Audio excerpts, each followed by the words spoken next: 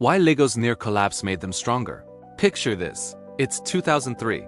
A company executive walks into Lego headquarters in Billund, Denmark, and delivers the most terrifying news imaginable. We have 12 months. Maybe less. The company that had survived World War II, that had put colorful bricks in the hands of over 400 million children, that had become synonymous with childhood itself, was about to disappear. Lego was losing $1 million every single day. But here's what makes this story extraordinary, this near-death experience. Didn't destroy Lego, it transformed them into something even more powerful. So how did the world's most iconic toy company go from bankruptcy's edge to becoming more valuable than Hasbro and Mattel combined? The answer will completely change how you think about failure, focus, and the plastic bricks you probably still have somewhere in your closet. To understand Lego's spectacular fall, we need to go back to where it all started. 1932, a small workshop in Billund, Denmark. A carpenter named Ole Kirk Christensen is struggling during the Great Depression. Money is tight, but he has an idea. Make wooden toys that bring joy to children who desperately need it. He names his company Lego, combining two Danish words, leg and godt, meaning play well. Interestingly, Lego also means I assemble in Latin, a happy coincidence that would prove prophetic. The real magic happened in 1958. Lego invented their revolutionary interlocking brick system, with tubes inside that create a perfect clutch. This design was so ingenious that a brick made today still connects perfectly with a brick from 1958. Think about that. 67 years of perfect compatibility. By the 1980s and 90s, Lego was unstoppable. They were in every toy store, every Christmas list, every kid's bedroom. They had become more than a toy. They were a cultural institution. But success can be dangerous. And Lego was about to learn this lesson the hard way. The late 1990s brought an existential crisis that nobody at Lego saw coming. Video games exploded. PlayStation, Xbox, Nintendo. Suddenly, kids were choosing screens over plastic bricks. Lego's core market was disappearing, and management panicked. Their solution? If kids won't come to us, we'll go to them. Lego launched an aggressive expansion into everything. Video games, theme parks, clothing lines, jewelry, watches, TV shows. They opened Legoland parks that drained millions. They created over 13,000 different brick pieces because more options meant more innovation. Right? Wrong. Catastrophically wrong. Here's what actually happened. Between 1998 and 2004, Lego's sales collapsed by 30%. They were producing thousands of products that nobody wanted. Their supply chain was a nightmare.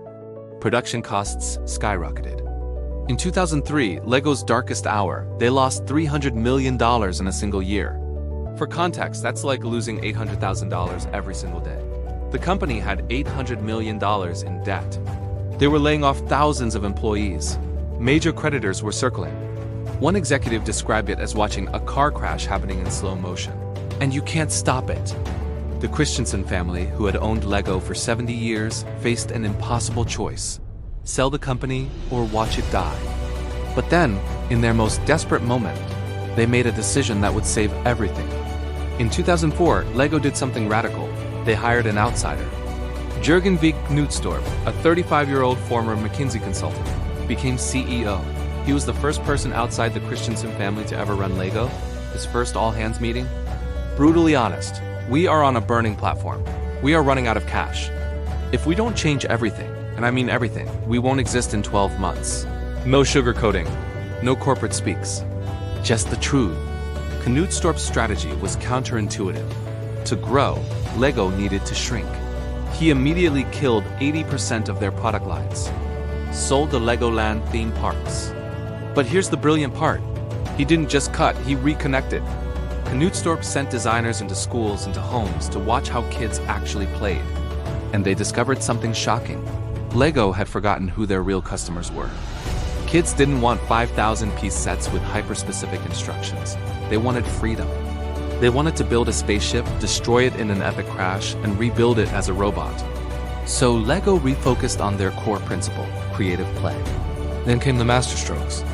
In 2005, they partnered with Lucasfilm for Star Wars sets, and they flew off shelves. Adults who grew up with Lego suddenly had a reason to buy again. They created Lego architecture for design enthusiasts. Lego Mindstorms for young engineers. They embraced their adult fans, the AFOLs, which translates to adult fans of Lego, who spent thousands on custom builds. But the game changer came in 2014. February 2014, the Lego Movie premieres. Everyone expected a 90-minute toy commercial. Instead, they got something magical, a film about creativity, imagination, and the power of play. It made $469 million worldwide and earned an Oscar nomination. Suddenly, Lego wasn't just bricking anymore. It was a cultural phenomenon again. The movie did something extraordinary. It reminded adults why they loved Lego as kids and gave them permission to play again. Sales exploded. By 2015, Lego had overtaken Mattel as the world's largest toy company. Their annual revenue hit $5 billion, a complete reversal from the $800 million losses just a decade earlier. But Lego learned from their mistakes. This time, they stayed focused. Every expansion had to align with their core mission, inspiring creativity through play. They launched Lego Education for classrooms. They committed to making all bricks from sustainable materials by 2030. They created Lego Ideas, where fans submit designs and the best ones become real sets. Today, Lego is worth over $10 billion. They sell 100 billion bricks every year. That's about 13 bricks for every person on Earth. So, what's the real lesson in Lego's comeback? It's not about bricks. It's about three powerful principles. First, focus is everything. Lego almost died trying to be everything to everyone. They survived by becoming the absolute best at one thing: creative play. Sometimes the path to growth isn't adding more. It's cutting away everything that doesn't matter. Second, listen to your customers, not your assumptions. Lego thought kids wanted more screens and complicated sets. The kids just wanted freedom to create. The moment Lego started listening instead of assuming, everything changed. Third, heritage is your superpower, not your limitation. Lego didn't abandon their 70-year-old brick system. They doubled down on it.